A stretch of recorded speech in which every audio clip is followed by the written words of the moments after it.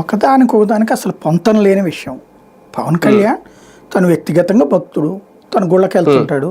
అదే సందర్భంలో ఇప్పుడు నిన్న అక్కడెక్కడో ఒక ఊళ్ళో ఆంజనేయ స్వామి విగ్రహాన్ని ధ్వంసం చేశారు. అట్లాగే ఇంకో చోట వచ్చేటప్పటికి మొన్న విశాఖపట్నంలో గుడి కూల్చారు. కూలిస్తే రోడ్డుకు ఆక్రమించారన్న పేరుతో కూల్చారు. ఇట్లాంటివి నడిస్తే ఆయన ఏం స్పందించట్లేదు కదా. ఆయన భక్తుడు గుళ్ళకి వెళ్తాడు, దండం పెట్టుకుంటాడు. అంటే మరి ఇవన్నీ సనాతన ధర్మానికి వస్తాయి కదా. అవును, సనాతన ధర్మం అంటే గుళ్ళకి మరి ఆయన పాలకుడుగా అవి చెయ్యాలి కదా. వాటి మీద ఏమైనా మాట్లాడారా? లేదు కదా. ఎందుకు మాట్లాడాలా?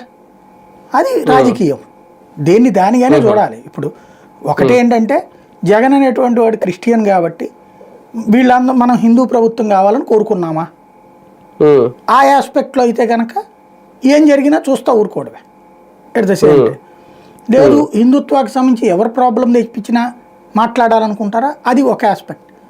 రెండోది ఏంటంటే ఇక్కడ పవన్ కళ్యాణ్ చంద్రబాబు ఇద్దరు భక్తులు. ఇప్పుడు ఆయన రేపు ప్రయాగరాజ్ వెళ్తున్నాడు లోకేష్ కుటుంబ సమేతంగా.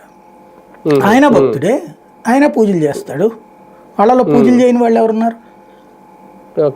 పాలన వేరు, ధర్మంని పాటించడం వేరు, సమాజంలో ఉన్నటువంటి చైతన్యం వేరు. ఇవాళ అన్యమత ప్రచారం జరగట్లేదా?